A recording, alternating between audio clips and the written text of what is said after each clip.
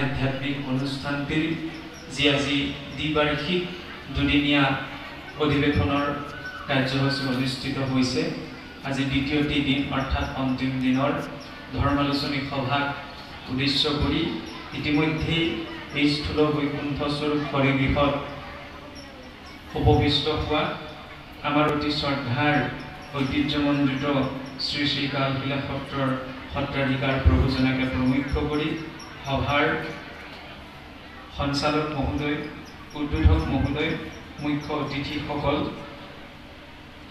আমাৰ অগ্ৰত চাৰিওকাষে বিৰাজিত হৈ থকা আপোনাসক বৈকুণ্ঠৰ পাৰিষদ স্বৰূপ ভক্ত বৈষ্ণৱবৃন্দ, ব্ৰজৰ গোপীপদী ৰায় মাতৃসকল আৰু ভগৱন্ত গোবিন্দৰ নিত্য সংগী গোপবালক স্বৰূপ অকণমান আগতে বৰগীত পৰিৱেশন কৰি যোৱা আমাৰ অতি মৰমৰ ভাইটি ভণ্টিসকল আৰু অনুষ্ঠানটিৰ জৰিয়তে প্ৰজ্বলিত হৈ অহা ভক্তি প্ৰতীকগছিৰ ইন্ধন স্বৰূপ অনুষ্ঠানটিৰ সমূহ কাৰ্যকৰ্তা আৰু কৰ্মকৰ্তাসকল সহিত আমি সভাৰ আগত সেৱা জনোৱা হৈছে।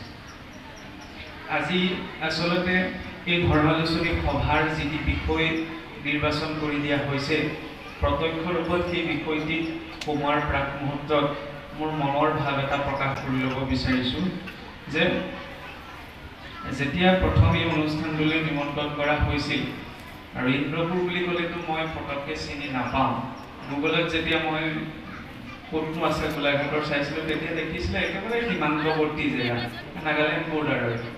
তাৰপৰা তেতিয়া দেখি মনত এটা ধাৰণা, কাৰণ মানুহে শব্দ এখনক, বাক্য এখনক, কিবাৰ বৰ্ণনাই শুনক, লগালগ মনত ধাৰণা এটা প্ৰকট হয়। গতিকে যেতিয়া মই গম পালোঁ যে সীমান্তৱৰ্তী জেগা যথেষ্ট সময় যাবগৈ লাগিব, এফালে কথাও নিদিলোঁ যাম বুলি, মনত এটা ধাৰণা আছিল। ধৰ্মালোচনী সভা মই এটা কথা গম নাপাওঁ, ধৰি লওক দ্বিবাৰ্ষিক অধিৱেশন বুলি, কাৰণ কি হয় লৰালৰিকৈ কথাষাৰ পাতি থৈ দিলোঁ উদযাপন সমিতিৰ সৈতে, তাৰ পাছতহে গম পাইছোঁ যে এইটো অসম বৈদিক বৈষ্ণৱ ভক্তি নৌকাৰ দ্বিবাৰ্ষিক অনুষ্ঠান, দ্বিবাৰ্ষিক অধিৱেশনৰ অনুষ্ঠান। ধাৰণা হ'ল কি যে তাত বৰ বেছি মানুহ গোট নাখাব, আহিব আৰু দুই এজন, আৰু এনেও স্বাভাৱিকতে ধৰ্মালোচনী সভা বুলি ক'লে আমাৰ মানুহৰ মনত অকণমান অনীহা এটা থাকেই। ধৰ্মালোচনী সভা, ধৰ্মৰ ওপৰত লেকচাৰ দিব আৰু কোনে শুনিবলৈ যাব, এনেকুৱা সাধাৰণ ধাৰণা থাকে। কিন্তু এনেদৰে এটা সীমান্তৱৰ্তী অঞ্চলতো যে ধৰ্মৰ ওপৰত মই লেকচাৰ নিদিওঁ, ভক্তিৰ ওপৰতো লেকচাৰ নিদিওঁ, কাৰণ ধৰ্ম ভক্তি এইবিলাক বিষয় আন্তৰিক বিষয়, আৰু এইবিলাক বিষয়ৰ ওপৰত আমি যিমানেই আলোচনা নকৰোঁ কিয়, যেতিয়ালৈকে মানে অন্তৰৰ শ্ৰদ্ধাটো নাহে তেতিয়ালৈকে আমি বহুত কথা কৈও লাভ নাই, বহুত কথা আলোচনা কৰিও লাভ নাই, নহয়নে? অনভ্যাসে বিষম শাস্ত্ৰ, যে অভ্যাস নকৰা শাস্ত্ৰটো বিষতুল্য, হয়নে? গতিকে কেৱল জ্ঞানেই যে লাগিব এইটো জৰুৰী নহয়। কিন্তু অঞ্চলটোলৈ আহি আপোনাসৱৰ গোটেই নামঘৰ ভাগ যদি যে আপোনাসৱ ইয়াত উপবিষ্ট হৈ আছে, ইমান সুন্দৰ সহযোগিতাত যে অনুষ্ঠানভাগ পৰিচালনা হৈ আছে, সেইটোৱে আচলতে প্ৰমাণ যে ধৰ্মৰ প্ৰতি, ভগৱন্তৰ প্ৰতি আপোনাসৱৰ মনত কিমান শ্ৰদ্ধা আছে। শ্ৰদ্ধা কিমান আছে সেইটো আমাক আনে স্বীকৃতি দিয়াৰ প্ৰয়োজনীয়তা নাথাকে, নহয় জানো? মই আপোনাক শ্ৰদ্ধা কৰোঁ নে নকৰোঁ, আপুনি মোক শ্ৰদ্ধা কৰে নে নকৰে, সেইটো তৃতীয় এটা পক্ষত স্বীকৃতি দিয়াৰ প্ৰয়োজনীয়তা নাথাকে। ঠিক তেনেদৰে আপোনাসৱৰ ভগৱন্তৰ প্ৰতি কি ভাৱ ভক্তি আছে, ধৰ্মৰ প্ৰতি কেনেধৰণৰ চিন্তাধাৰা আছে, তাৰ ওপৰত মই প্ৰশংসা কৰিও এটাও নকওঁ, নিন্দা কৰিও এটাও নকওঁ, সুতুলিও এটাও নকওঁ, কাৰণ সেইটো আন্তৰিক বিষয়। আৰু পৰিৱেশে বুজাইছে যে মানুহখিনি যথেষ্ট এটা শ্ৰদ্ধা ভক্তিৰ ভাৱ থাকিব লাগিব, নহ'লেতো ইমান প্ৰতিকূল পৰিৱেশৰ মাজতো আপোনাসৱে কিয় এই অনুষ্ঠানটো বৰ্তাই ৰাখিব। আচলতে সেইখিনিৰ পৰাই ধৰ্মৰ যাত্ৰাটো আৰম্ভ হয়, য'ত মানে চাওকচোন যি স্থানত বোলে 10জন মানুহ গোট খাই আছে, 10জন মানুহে তাই যদি 3-4জনে এটা কথা পাতি আছে, তেতিয়া বাকীকেইজন ব্যক্তি, বাকী 6জন ব্যক্তি সেই বিষয়টোত অনভিজ্ঞ হ'লেও সেইটোতে মত দিব যে হয় হয় এইটোৱেই হ'ব, কাৰণ তেওঁলোক অনভিজ্ঞ, হয়নে? ধৰ্মৰ ক্ষেত্ৰতো তেনেকুৱা। ধৰ্মৰ ক্ষেত্ৰত 3টা পৰ্যায়ৰ আমি ব্যক্তি সমাজত পাওঁ। প্ৰথম যিসকল অভিজ্ঞ, দ্বিতীয়তে আহিলে সেই অভিজ্ঞসকলক অনুসৰণ কৰা হ'ব, আৰু তৃতীয়তে একেবাৰে অনভিজ্ঞসকল। কিন্তু 3 পৰ্যায়ৰ লোক ধৰ্মৰ সৈতে জড়িত হৈ থাকে, আৰু 3ও একেটা কামেই কৰে। কিন্তু যিজন অভিজ্ঞ তেওঁ জানি বুজি কৰে, আৰু মধ্যমজনে অভিজ্ঞজনে কৰা দেখি তাক অনুসৰণ কৰি কৰে, আৰু তৃতীয়টো পক্ষক কৰিব লাগে কাৰণে কৰে। সমস্যাটো কোনখিনিত হয়? এই তৃতীয়টি পক্ষত যেতিয়া কৰিব লাগে কাৰণে কিবা এটা কৰা যায়, আমি নাজানো কিয় কৰিছোঁ, কিয় কৰিব লাগে, তাৰ আঁৰত আমাৰ ঠেকাটো নাথাকে। ঠেকাটো থাকিলে বাগৰি অহা কলজোপাও ৰৈ যায়। এই ঠেকাটো নাথাকে কাৰণে আমাৰ কি হয় আমি নাজানো, তেতিয়া আমি ধৰ্মত দিশভ্ৰান্ত হৈ গ'ল। এতিয়া বাৰু যাই হওক, সময় যিহেতু কম আৰু মানুহৰ শৰীৰৰো এটা লিমিটেশ্যন আছে, মাজে মাজে দুই এটা শব্দ বেলেগ সোমাব পাৰোঁ, তাৰ বাবে ক্ষমা প্ৰাৰ্থী। কাৰণ ইমানখিনি সময় ৰাতিপুৱাৰ পৰা আছে, যোৱাকালিও আপোনাৰ সব আছে, মই আকৌ ইয়াত ঘণ্টাৰ ওপৰত ঘণ্টা যদি লেকচাৰ দি থাকোঁ তেতিয়াহ'লে নহ'ব, পৰৱৰ্তী বক্তাসকলো আছে। গতিকে মই দেৰি নকৰি মোৰ বিষয়টোত অকণমান সোমাব বিচাৰিছোঁ। বিষয়টো বৰ্তমান প্ৰেক্ষাপটত সনাতনী বৈষ্ণৱ মাৰ্গৰ কৰ্মকাণ্ডী বিশৃংখলতা আৰু ভৱিষ্যত নৱপ্ৰজন্মৰ ধৰ্মৰ প্ৰতি অনীহা। হয়নে? বৰ্তমান প্ৰেক্ষাপটত অৰ্থাৎ বৰ্তমান সময়ত সনাতনী বৈষ্ণৱ মাৰ্গ, এই শব্দকেইটা বহুত গভীৰ শব্দ। আমি কি কয় শব্দ কিছুমান নিৰ্দিষ্ট কিছুমান পৰম্পৰা চিন্তাধাৰাৰ ক্ষেত্ৰতে প্ৰয়োগ কৰি থাকোঁ, কিন্তু আমাৰ যিটো শাস্ত্ৰীয় মাৰ্গ, সেই শাস্ত্ৰীয় মাৰ্গটোত সৰু সৰু কথা লৈ পেলাই শব্দবিলাক ব্যৱহাৰ কৰা নাই। সনাতন বুলি কৈ দিয়াৰ লগে লগে কিমান এটা বিস্তৃত শব্দ, সৃষ্টিৰ আদিৰ পৰা সৃষ্টিৰ অন্তলৈকে যিকোনো পৰিৱৰ্তন নোহোৱাকৈ বৰ্তি আছে তেওঁক কোৱা হয় সনাতন বুলি, নহয়নে? প্ৰকৃততে আমাৰ ধৰ্মটোৰ কোনো নাম নাই। কিয় নাম নাই?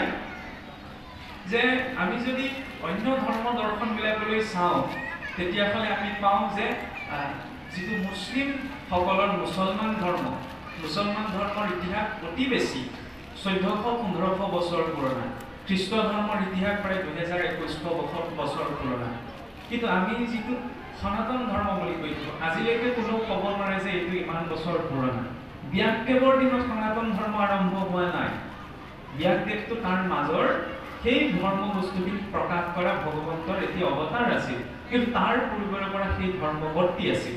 অৰ্থাৎ সনাতন ধৰ্ম বুলি ক'লে প্ৰকৃতিৰ সৈতে জড়িত যিখিনি নীতি ব্যৱস্থা তাৰ লগত সংযুক্ত কৰি যেতিয়া জীৱই নিজৰ জীৱনটো চলাবলৈ শিকে তাকে কোৱা হয় সনাতন ধৰ্ম সহজ ৰূপত। কাৰণ চাওক, তথাকথিত আমাৰ সকলো নিয়ম প্ৰকৃতিৰ লগত জড়িত হৈ আছে, হয়নে?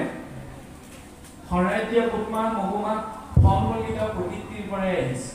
ৰাতিপুৱা বিচনাৰ পৰা নামতো আমি প্ৰকৃতিত ভৰি দিয়ে দিনটো আৰম্ভ কৰোঁ। এই যে বস্ত্ৰ পৰিধান কৰা হৈছে 3 গুণৰ 3 বস্ত্ৰ বুলি কয়, 3 গুণ ক'ৰ গুণ? প্ৰকৃতিৰ 3 গুণ, সত ৰজ তম, নহয় জানো? গতিকে বিনা গুণত আমি যে যিটো নিৰ্গুণৰ কথা কৈ থাকোঁ, নিৰ্গুণ আচলতে সংসাৰত ত্যাগ নকৰাকৈ নিৰ্গুণ হোৱা কোনো পক্ষে সম্ভৱ নহয়। কাৰণ সংসাৰত থকা মানে শৰীৰটোক আশ্ৰয় কৰি থকা আছে, আৰু শৰীৰটোৱে হৈছে গুণময়। যেতিয়া আমি নিজৰ পৰিচয়টো নিজৰ ধাৰাটোৰ পৰা আৰম্ভ কৰোঁ, যেনেকৈ মই মোৰ পৰিচয় যদি মোৰ দেউতাৰ পৰা দিওঁ কোনোবাখিনিত, তেতিয়া হয়তো মোৰ দেউতাক কোনোবাই চিনি নাপাবও পাৰে, নহয়নে? কিন্তু আমাৰ বংশটোৰ যাৰ পৰা আৰম্ভ হৈছিল তেওঁৰ পৰা যদি পৰিচয় দিয়া যায় তেতিয়াহ'লে মিতিৰ কুটুম জ্ঞাতি কুটুম্ব যিমানবিলাক আছে সকলোৱে নিজৰ সূত্ৰটো উলিয়াই ল'ব পাৰিব, নহয়নে? ঠিক তেনে ধৰ্ম মাৰ্গটো যেতিয়া আমি পৰিচয়টো গুৰিৰ পৰা আৰম্ভ কৰোঁ, সমস্যা তাত নহয়। ডালে পাতে পৰিচয়টো আৰম্ভ কৰিলেহে খেলি মেলি হয়। যেতিয়া আমি একেষাৰে কওঁ আমি ভাৰতীয় নাগৰিক বুলি, তেতিয়াহ'লে বিবিধতাটো নাথাকে, একত্বটো গুচি আহে। ভাৰতৰ পৰা আমি অসমৰ নাগৰিক হৈ পৰিলোঁ, যিটোতো আমাৰ সংবিধানে কোৱা নাই। অসমৰ মাজত আকৌ ঢেৰ ভাগ বিতৰা আছে নহয়, সেইবিলাক বিষয় বাৰু বেলেগ এটা পৰ্যায়ৰ বিষয়, নহয় জানো? তাৰ মাজত আকৌ ভাগ ইত্যাদি আছে। যিমানে আমি ভাগ কৰি গৈ থাকোঁ সিমানে মূল সুঁতিটোৰ পৰা সম্পৰ্কটো এৰ খাই গুচি যায়।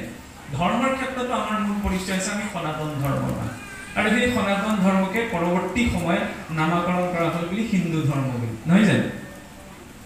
আৰু হিন্দু ধৰ্ম বুলি কওঁতে কেৱল পূৰ্বতে ঋষিমুনিসকলে গছৰ তলত বহি যিটো চিন্তাধাৰা কৰি যিখিনি নীতি নিয়ম বনালে তাকেই বোলে পালন কৰাটো হিন্দু ধৰ্ম নহয়। হিন্দুৰ দুষ্টান্ন ভৱতি নাৰ্য না বিদুষক সদ্ধৰ্ম পালক বিদ্বান শ্ৰুত ধৰ্ম পৰায়ণ। চৰকাৰী ফৰ্মখন ফিল আপ কৰোঁতে আমি ৰিলিজন যিটো অপশ্যন আহে ধৰ্ম কি, নহয়নে? তাত আমি হিন্দু ধৰ্ম বুলিয়ে টিক মাৰ্ক দিওঁ। তাত হিন্দু ধৰ্ম বুলি টিক মাৰি দিওঁ, কিন্তু সমাজত আকৌ মই হিন্দু নহয়, মই বৈষ্ণৱ, বৈষ্ণৱ সমাজত আমাৰ ভাগ ধীৰে আছে, নহয় জানো? চৰকাৰক আমি সেইটো ক'ব নোৱাৰোঁ, সেইখিনি সময়ত আমি নিমাত হৈ থাকোঁ, কিন্তু মূল পৰিচয়টো তাতে হিন্দু ধৰ্ম বুলিয়ে দিয়া হয়। এই সমাজ বা সৰু সৰু ছেক্টৰলৈ যেতিয়া আমি গুচি আহোঁ, তেতিয়া বিশৃংখলাটো আৰম্ভ হয়। সেইকাৰণে পৰিচয়টো তাৰ পৰা আৰম্ভ কৰিব। হিন্দু বুলি কাক কোৱা হৈছে? হিন্দু মানুহৰ ঘৰত জন্ম হোৱা ব্যক্তিজনকে হিন্দু বুলি কোৱা হোৱা নাই। হিন্দুৰ দুষ্টান্ন ভৱতি, হিন্দু বুলি কোৱা ব্যক্তিজন কেতিয়াও দুষ্ট প্ৰকৃতিৰ হ'ব নোৱাৰে। মহাপুৰুষে যি ভাগৱত ধৰ্মৰ আদৰ্শৰে অসমখনক পুনৰ্গঠনৰ চিন্তা কৰিছিল, তাৰ মূল আধাৰ হৈছে এইটো বাক্য। ভাগৱত ধৰ্মৰ প্ৰথম বাক্য কি? পৰৰ ধৰ্মক নিহিংসিবা কদাচিত।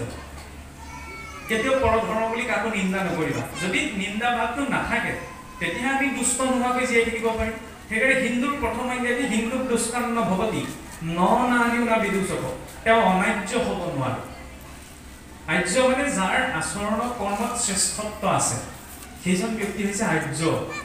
আৰু যিজন ব্যক্তিয়ে সংস্কাৰবিহীন কৰ্ম কৰে, আচাৰ বিহীনম নপুনন্তি বেদ, যিজন আচাৰহীন ব্যক্তি তেওঁ চাৰি বেদক সূচী কৰিব নোৱাৰে। আচাৰৰ পৰম ধৰ্ম, হয়নে? সেইকাৰণে মনুষ্য জীৱনত আচাৰ ধৰ্ম লাগে। গতিকে যি আচাৰ ধৰ্ম পালন কৰিব, সেইজন হৈছে আৰ্য। আৰু যি আচাৰ ধৰ্ম পালন নকৰাকৈ থাকিব, তেওঁ হৈছে অনাৰ্য।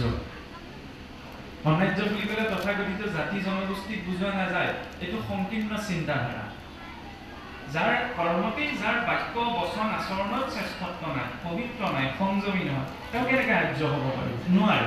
ৰাৱণকো আমি কিন্তু আৰ্য বুলি নকওঁ, কিন্তু ৰাৱণ জন্মগতভাৱে আৰ্য পুত্ৰ আছিলে। পিতামহ ব্ৰহ্মা, স্বয়ং প্ৰজাপতি ব্ৰহ্মাৰ পুত্ৰ মহিষী পুলহ। মহিষী পুলহৰ পুত্ৰ হৈছে মহিষী বিশ্ববা, আৰু মহাৰিষি বিশ্ববাৰ পুত্ৰ হৈছে ৰাৱণ। কিন্তু ৰাৱণক কেতিয়াও আমি আৰ্য বুলি নকওঁ, অনাৰ্য বুলি কওঁ। কিয় কওঁ? কাৰণ তেওঁ সংস্কাৰ ত্যাগ কৰিছিল। হে, সংস্কাৰৰ জৰিয়তেহে কিবা এটা বস্তুৱে মূল্য পায়, বিনা সংস্কাৰত কোনো মূল্য নাপায়। সেইটো পূৰ্বৰে পৰা আমাৰ সংস্কৃতিত শিক্ষা দিয়া হৈছে। ন নাৰীও ন বিদূষক, কেতিয়াও বিদূষক হ'ব নোৱাৰে। বিষবাষ্প বিয়পোৱা এজন ব্যক্তি কেতিয়াও হিন্দু হ'ব নোৱাৰে। সৎ ধৰ্ম